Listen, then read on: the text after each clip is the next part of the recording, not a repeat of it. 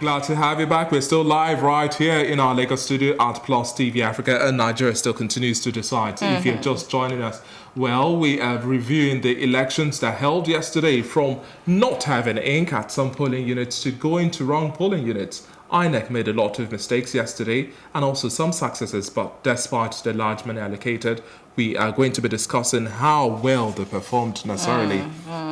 Well, we have in the studio Mwamaka Okoye. She's a nation builder, political analyst, and a social commentator. It's good to have you join us in the studio. Thank you. And we have Debo Adeniro. He is the Executive Chairman, Center for Anti-Corruption and Open Leadership. Once again, Debo, thank you very much for staying with us.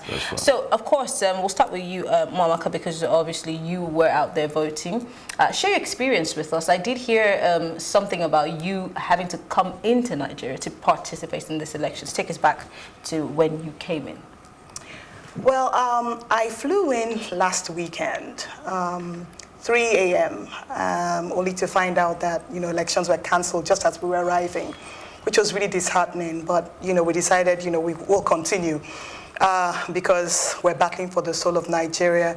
And so on Saturday morning, I left my house at 4:56 a.m.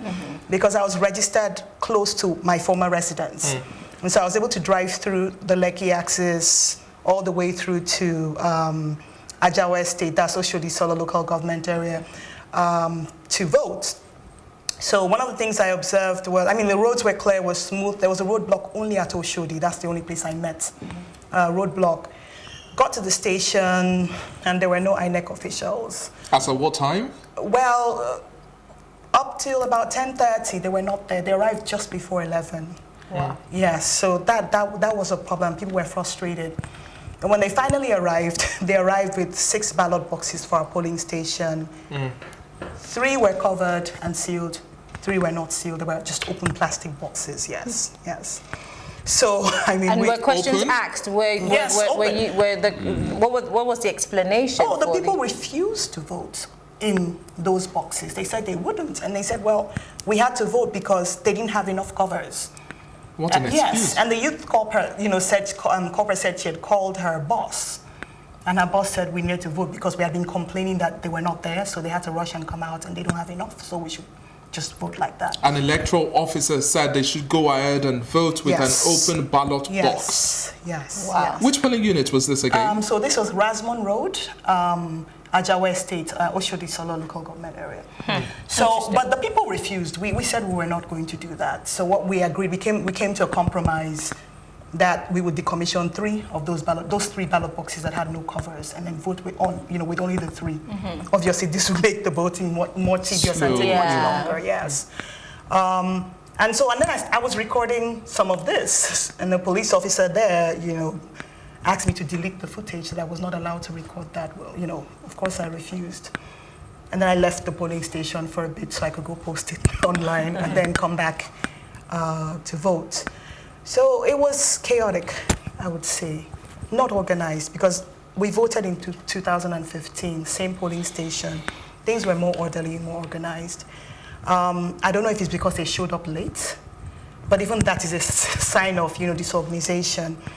But one of the things we found out, in terms of the processes, there was no clarity to the process.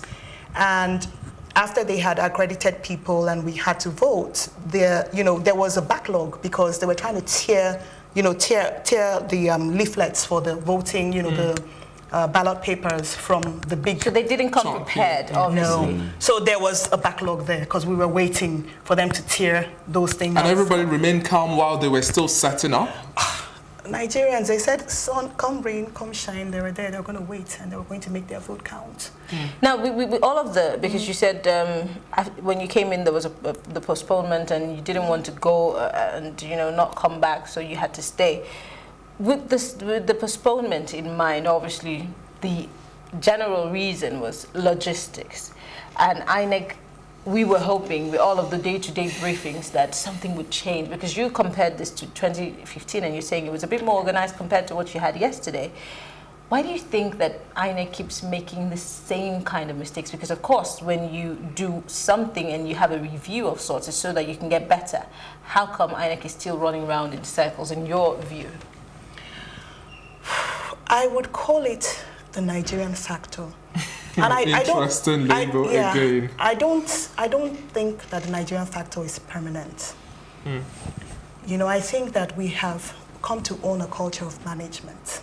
Let's manage it. Has anybody told us why the rotors fell off the vice president's helicopter? Because that doesn't happen normally. Do you understand? So when things go wrong, we're not introspective. Accident and Investigation Bureau has come out with its own recommendation and a whole lot more. Fantastic. Okay. When things go wrong, we're not very introspective. And we don't look ahead. When we see signs of danger, we don't look ahead and plan. We just say, let's just manage it, let's wing it, let's figure it out.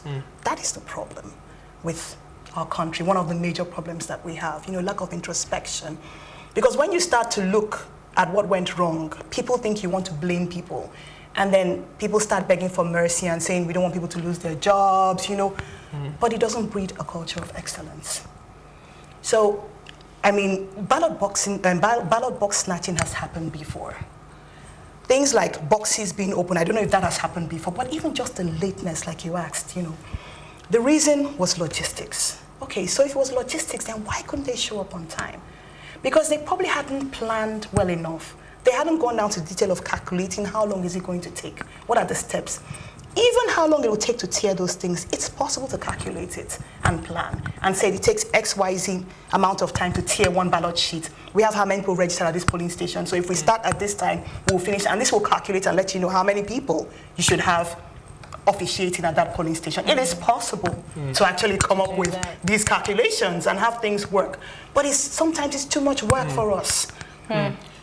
Quickly, Deborah, also weighing on all of the things she said. First, she came into the country, there was a postponement, and now we have the election holding, and in our own rating, it was totally disorganized. And doing a comparison with 2015... That's right. It was a lot worse than what she experienced in 2015. So she said something, the Nigerian factor, which she thinks is not permanent.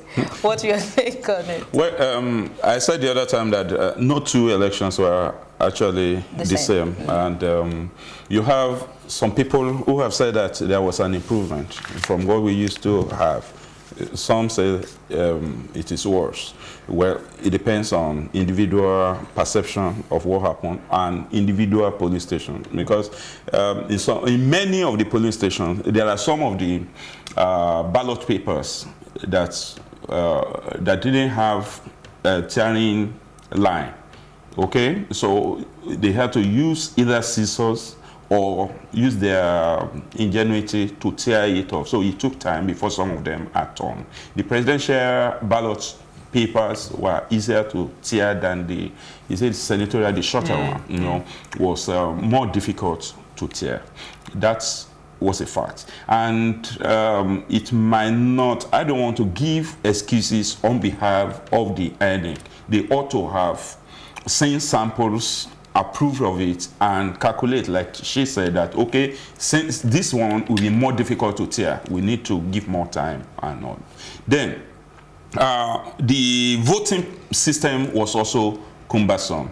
The ballot paper, especially for the 73 presidential candidates, was a bit long and difficult to handle by the older generation, actually, because some of them, Breeze will even be carrying it, and possibility of smearing other slots on the ballot paper was high, and there's likely, except that the ink actually dried faster than we used to have it. Maybe that might be the reason why we don't have many voided ballot papers. However, it's still a learning process, because what happened between the previous Saturday and yesterday was so enormous that you cannot rule out some of these things. Like I said the other time, some ballot boxes that are supposed to go to the north went to south-south. So the logistics of returning it to their original, their desired places might have been responsible for some of these delays. We are not excusing them, but then this is the situation that we have on our hand. How can we improve on it? We have to develop a kind of culture that we take planning and strategizing as paramount in anything that we want to do. And politicians also have to become introspective, you know, so that at the end of the day, do I really want a better country for me and my next generation or not? So if this change of attitude, the appreciation of standard civilized value is inputted into our own character and the way we do things, we are likely to have it better. It's just about building a culture of excellence. All right, well, guys, we'll be back to continue this conversation, but we need to go to Abuja, where they had a problem of no ink. Some people, you know, the indelible marker was not enough for people. So let's take a look at that video. When we come back, we'll talk more about experiences at the polling unit stationed. We've been here since about 6 a.m. and still nothing has started. No accreditation has started. They said there's no ink. Ink. Are you telling me you are going to the school with books and your pen is not with you? Ink to print is not here. It's very, very good. It's very, and many people is responding. There were a number of people that did not know their polling stations, their polling units. It would do if this is publicized even more before the exercise. Now, that was some feed from Abuja there concerning yesterday's election, and the response that got me, the man said ink in a manner that should ink also be part of the logistical challenges we face as at this point.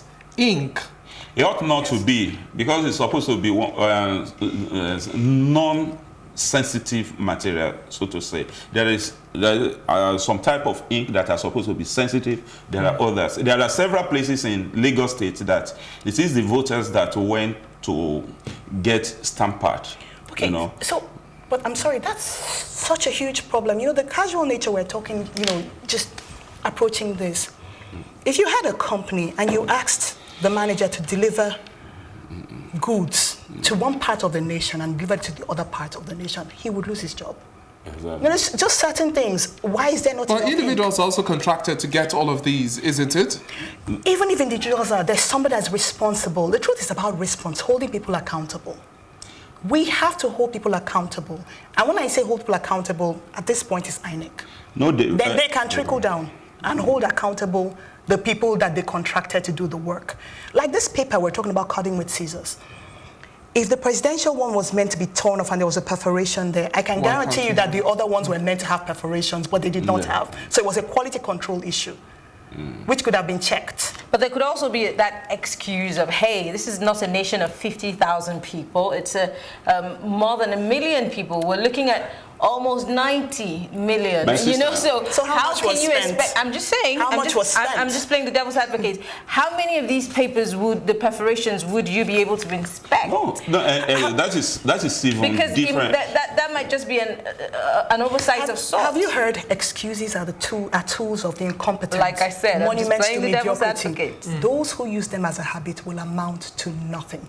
My sister, no excuse should be admitted as being good enough, but excuses are usually there. Okay, like I said, between that frame of time, time frame. In fact, some court cases are pending that are supposed to have been heard on Friday before the election. How would the INEC have printed names of those that were allowed, that the court allowed to participate in the election on the ballot paper? That was difficult. But what we need to look at is that our people are carefree in the handling of jobs.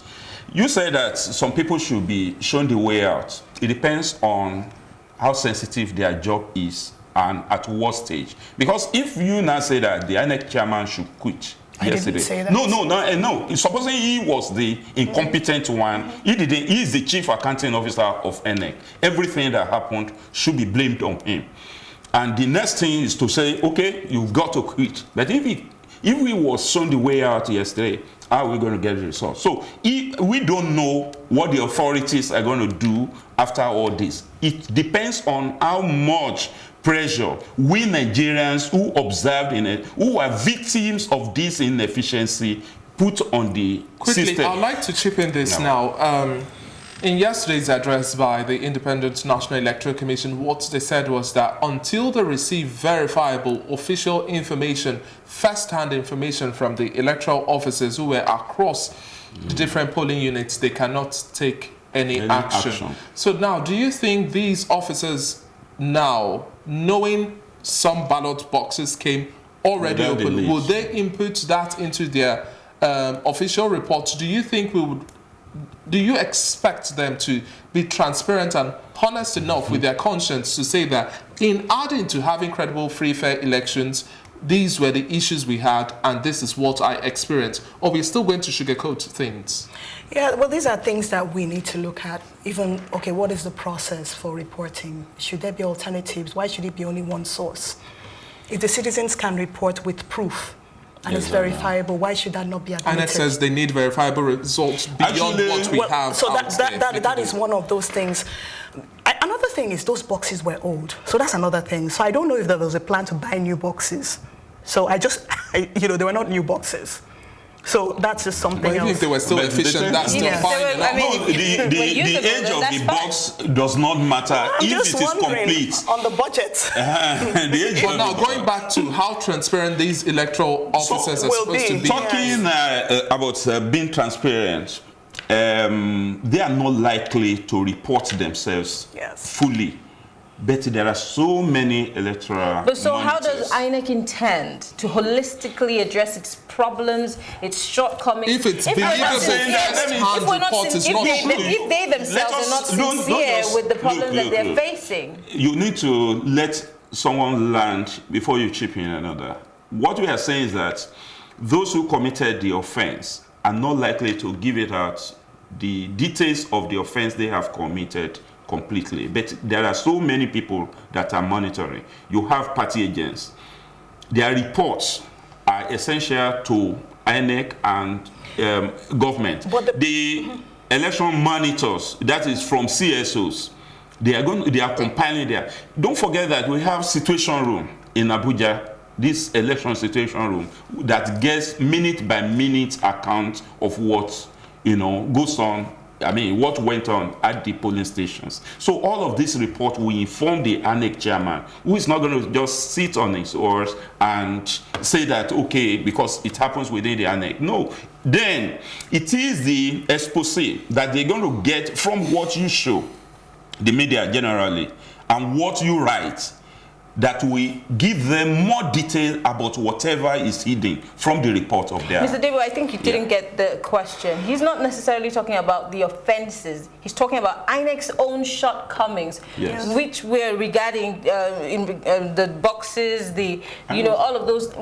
We're talking about INEC checking itself, not necessarily the offenses committed against. So now we're not pointing fingers, but we are saying INEC, do the audit of yourself. You say you believe the first-hand verifiable official statement at the grassroots. Every single political polling unit officer that you see, the presiding officer or whoever is the electoral officer, they're filling that form and saying, we got this right, we got this wrong. How transparent or honest with their conscience, sincere do you expect them to be, so that we field INEC with as much information as possible, then we can see reforms, and then truly we can have free, fair I'm saying all of these shortcomings are being observed by all of us.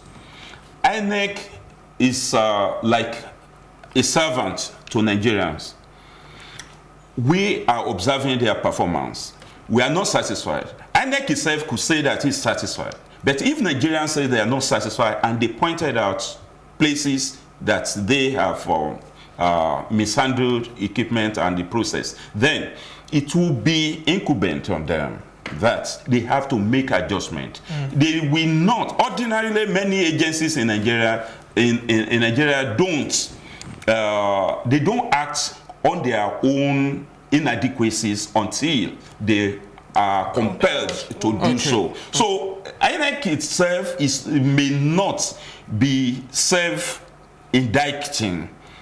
Okay, it takes reports from dispassionate observers for them to know that they don't have any choice. And in future elections, this has taught us certain hard lessons. We will have, I mean, all of us, one way or the other, through the media, you will do it, through CSOs, we will do it, through, you know, personalities, others will do it. That, look, this is what we observed in the last election. Please don't let it occur.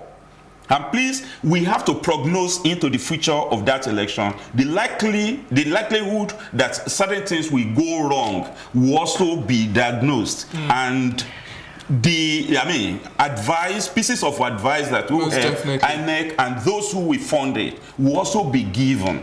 Because if we leave it to INEC alone, they will concentrate on something this that isn't new, Mr. Debo. We have been doing this every election. And so what do we do? Well, and INEC has refused. I'm sorry, it has not changed. Nothing. I mean, we had high hopes, high expectations with the cancellation. In fact, we thought we were going to see a big bang from INEC with all of the, I mean, because our renewed, you know, pursuit of the best kind of free, fair, and credible elections by pushing, by sensitizing, we didn't see any changes. Many of the isolated elections that were conducted before now went smoothly, and most of the time, all of these complaints didn't arise. We have not heard from the INEC directly that this is why you don't have ink here. This is why you took. I'm sorry, there's no excuse for that. I have said that no excuse will be good enough for us. We don't even want to hear why there was no ink. You see, the thing about this thing is, we talked about accountability, and you said we've had past failures. It's true. What did we learn from those failures is what the issue is. Now, I did my master's degree in the US. I got my driver's license. My first month of driving, I got a speeding ticket. I was driving at 90 in a 70 zone. I didn't understand what speed limits were. And so when I got the ticket, I asked the police officer, what does this mean? He says, oh, just call this number. When you call, they will tell you what to do. The ticket was about $400, and I was a student from Nigeria. That's a lot of money. It took me 2 years, and my license was almost suspended to pay that off. I never got another speeding ticket after that day. Then we look at another instance when they were building the Boston tunnel. I happened to be driving in Boston on that, one of those days where they had like 6-hour traffic, and there was no law enforcement around. I saw Americans driving on the side of the road the way Nigerians do when there's traffic, because there was no law enforcement around to catch them. So it's not that Nigerians are more corrupt than other people. The issue is that there's no enforcement. There is no speedy execution of justice. That is why we behave the way we behave. If you're trying to raise your child and you tell your child, stop this, and you say, if I count to 5, you don't stop it, I'm going to deal with you. And you count to 5 and they don't stop and you do nothing, they will continue. It's a very simple thing. So when we look at this, that's why I'm asking, the details of this planning, how was it done? And then when you find those areas where there were issues, we have to deal decisively. There really is no excuse for this. I know there's a human factor. There will be some error. There should be some allowance for that, yes. But the level of incompetence, when I listened to the address when the INEC chairman was telling us why they were postponing the elections. At some point, and I'm paraphrasing, he said that he deployed all the resources of the federal government and he could not get the materials to their destinations on time. And I was stunned by that statement. And you can go and find the footage. I could not believe that he would say, because if he says that, how, then that means you... All right, let's quickly take a short break and go to a video of ballot boxes being snatched. We want to take a quick look at that, and then when we come back, we'll comment on it. Stay tuned.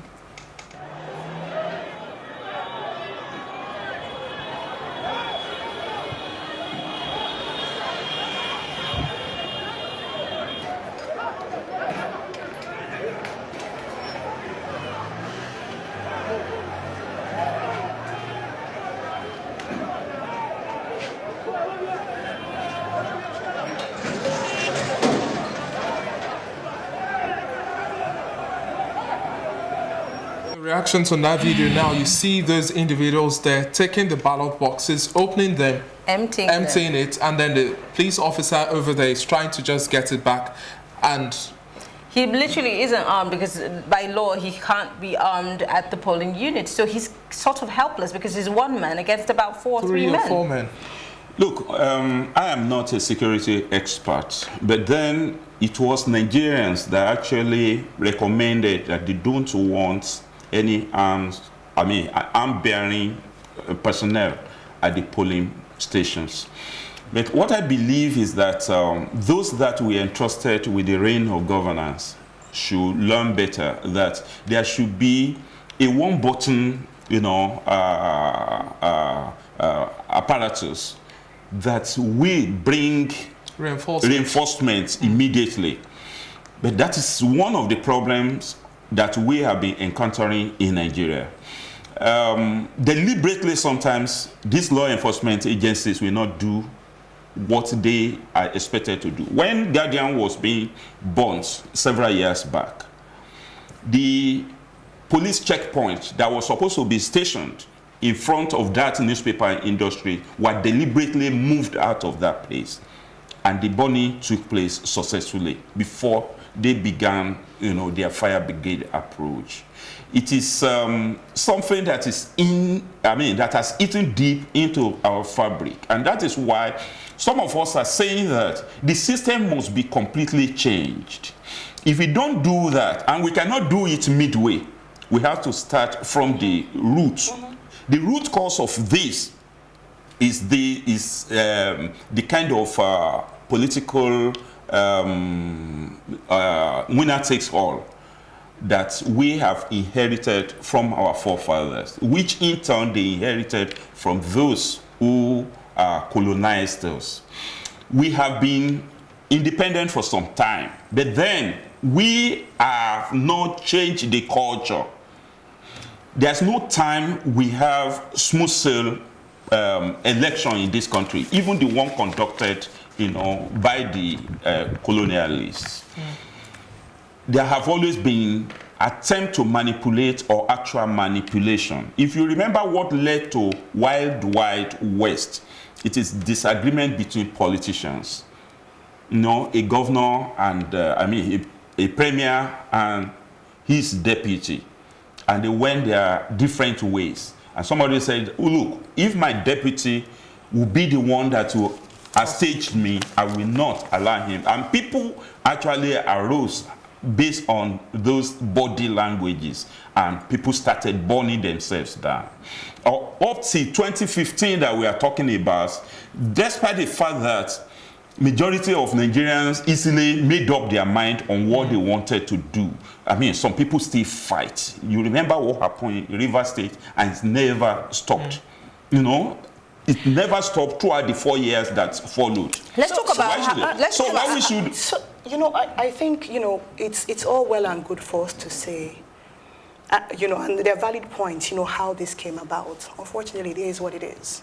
But it cannot continue like this. Yeah, that's what I was about to ask. Where do we go from here? So there are two things. Are we ready to move away from this pattern that we're somewhat, according to him, used to?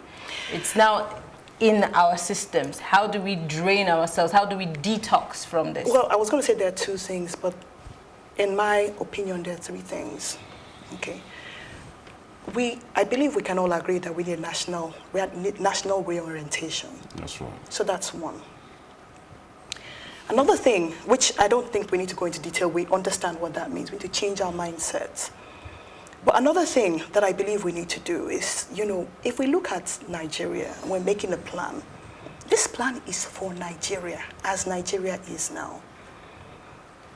We should not be voting where we are voting now.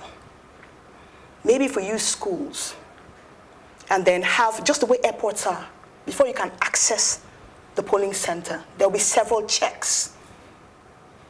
And some collateral even being held. By collateral, I mean some form of identification or something for you to go in. So you pick it up as you leave. And so that the area that you pass through before you get to where the ballots are, there will be a lot, and you pass through several checks. So that when you get there, you're sure it's a secure zone, just like what we're doing with the airports. I mean, I don't agree with the way, you can't, when you come out, you cannot take your luggage out. There are smarter ways. But the fact is that there are multiple points at airports, even internationally, before you can get to where you will do damage. Because the ballot boxes are precious, very precious.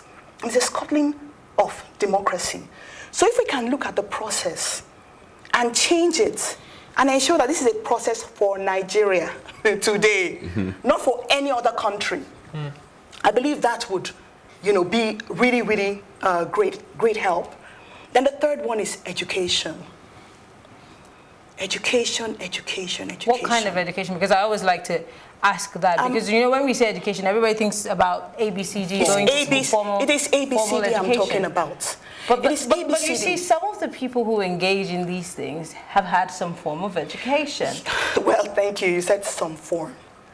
Because even the optimum form in Nigeria right now is below standard.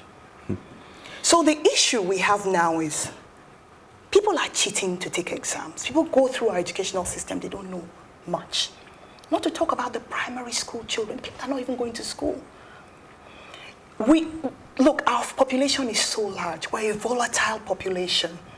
And that's why these guys can find foot soldiers everywhere. If the people were educated, I'm not talking about university, even just basic primary education, so they understand. Let's look at those ballots, the ballot papers. Truly, how would you even remember who you're supposed to vote for with all those symbols? Let's just look at this. I'm educated and it's difficult. So for someone who is uneducated, and you want to vote for president, you want to vote for this party.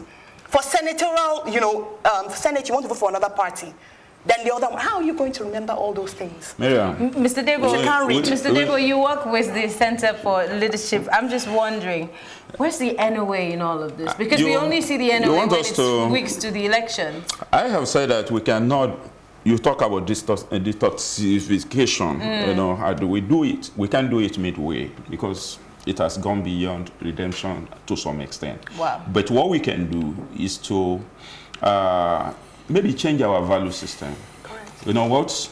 The way we can do that midway where we are, because all of the adults that are participating in the electoral process are already made. You can't send them back for ABC education anymore. What you catch them where they are. And the way to do it is for us to change the way we do things by evolving in what you can call national ideology. You are not going to make electoral office to be as attractive as it is now. So that it's only those that are committed to serving the people that will come.